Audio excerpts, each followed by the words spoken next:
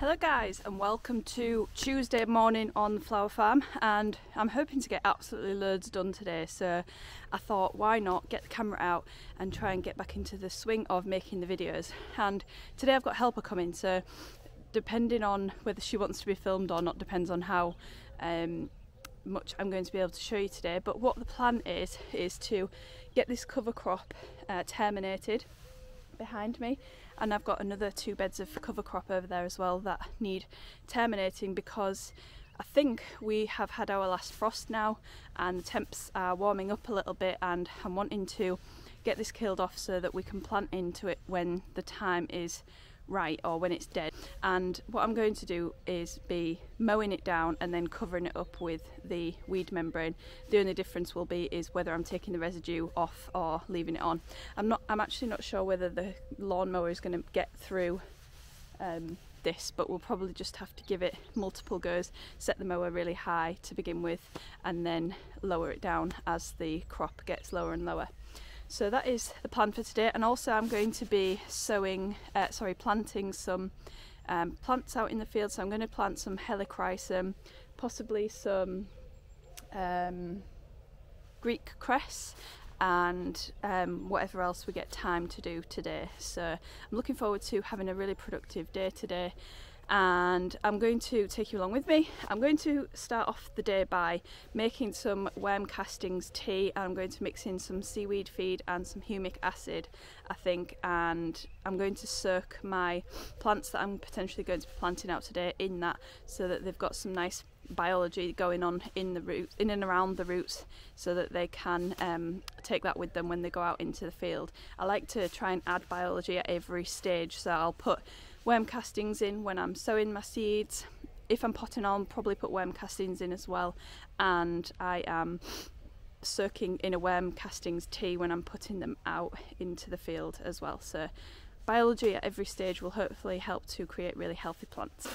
So I'm just filling this bucket up with water, and then I'm going to be with some worm castings here, freshly harvested today, and I'm going to put a couple of handfuls into this mesh bag and then just massage it into the water so that we loosen off some of the biology that's present in the worm castings, and then I will add an appropriate amount of seaweed feed and humic acid.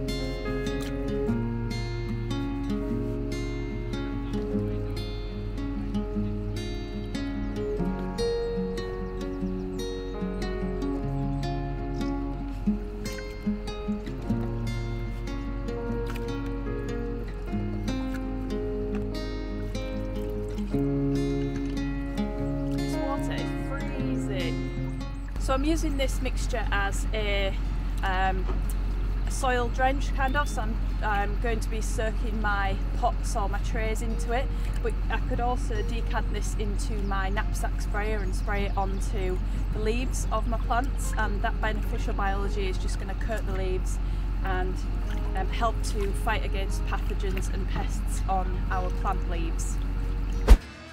At this point, Helen arrived, who was helping me out for the day, and we got cracking on the cover crop. We started by using our shears to trim it down, and then we went over it again with the lawnmower so we could cut it nice and short, ready to cover with the weed membrane.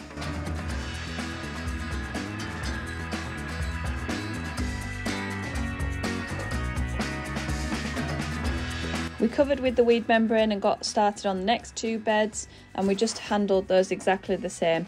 I was wondering whether to take some of the residue off and compost it, but I just decided to leave it on the beds.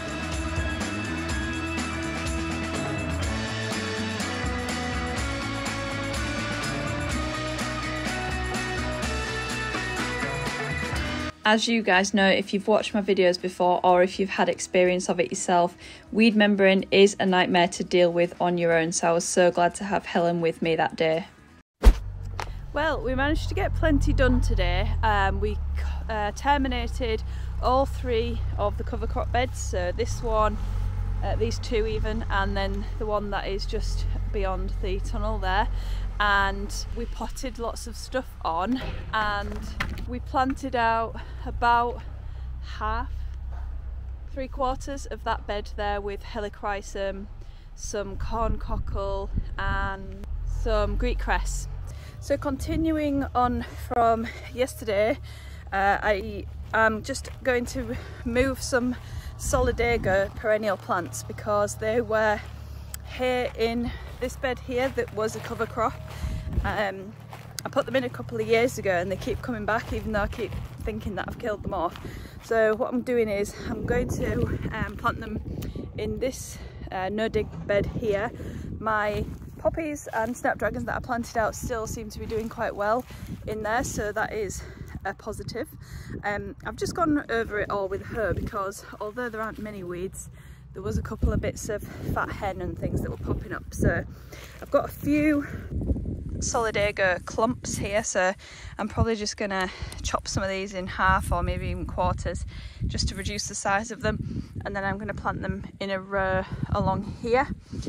And I was kind of apprehensive about putting perennials in here because of it being a no-dig bed, and obviously they're going to be in permanently, but we will have to see. If they don't work out, I can dig them up and move them again. But it's actually quite a handy filler, so I'm going to pop that in now. So I'm just using my hori knife to break this in half. It's not that easy to do with one hand, but there we go. There's a nice clump there that I'm going to be able to plant out. And the hori knife is just such a great tool, guys. If you haven't got one, then you need to get one. I've painted this one pink so that it doesn't get lost because I lose it quite frequently. I've actually got two, so I need to paint the other one's handle as well so I don't lose it. But yeah, they're really handy, especially if they're sharp.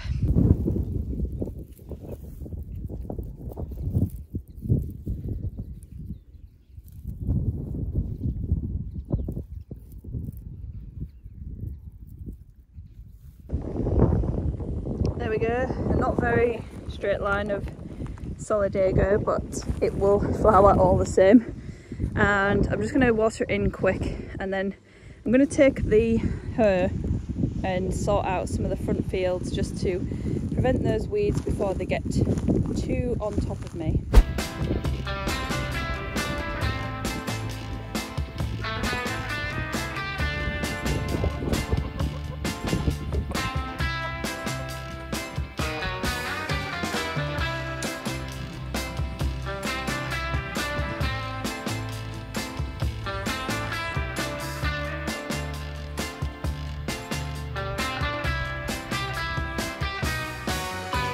So I have just finished off putting some dahlias, sorry, what am I talking about, dahlias?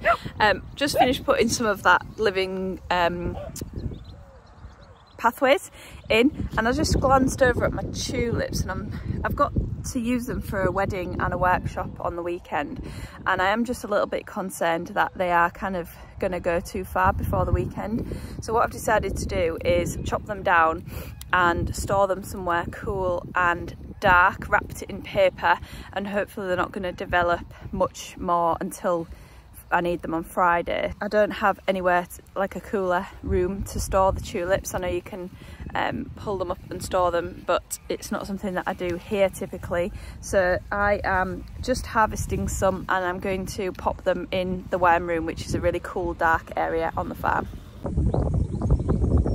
So there we are, there's 62 stems there, and there's probably going to be a few more that I can pick before the weekend. Maybe these parrot tulips, and these are really nice. I love them, but they're really short stemmed, so I'm hoping that I can use them for my posy making workshop this weekend.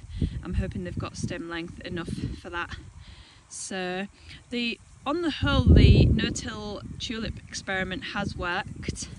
I have had quite a few short stems, and also there has been lots of slugs and pest activity on the narcissi. So the narcissi, I didn't actually get to use any of them at all, so that was a waste of time and money, but the tulips have been okay. So time to go get those tulips in somewhere cool, and then I'm going to call it a day for today. So it's now Thursday and I am just picking flowers for the wedding buckets that I have to do tomorrow. I have actually bought some flowers in as well because the season is between kind of 2 weeks and a month behind this year, especially because I don't have anything growing in the polytunnel this season. So I've just picked some more tulips and some geums. Look how nice they are. They've really come out in the last day or two, and there's quite a lot still left on the plant, so that'll be good for Saturday's posy making workshop. And I've also cut some hazel, some sedum and some eucalyptus.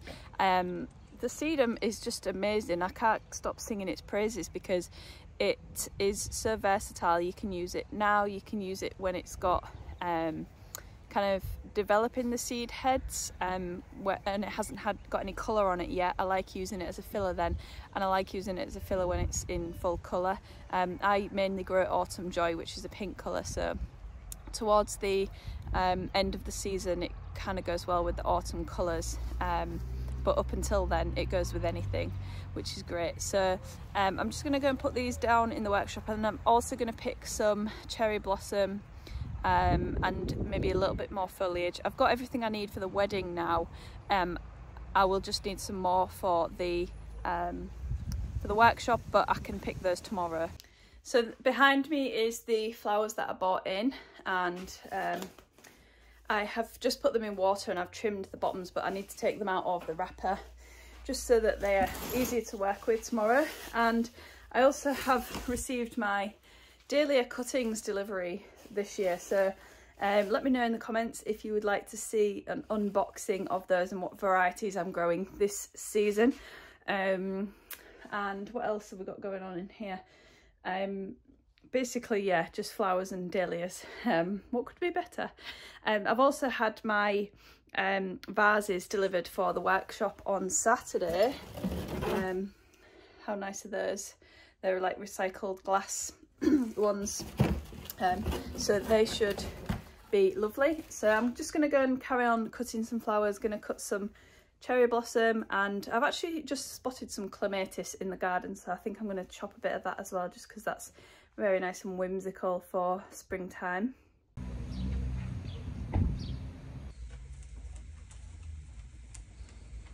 I've just picked the first 4 ranunculus and the first bit of hesperus.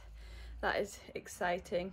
I didn't really have much faith in the ranunculus after the last few years have been a little bit dismal in terms of ranunculus harvest, but it looks like we're going to be able to get a fair few stems off of the plants that we have.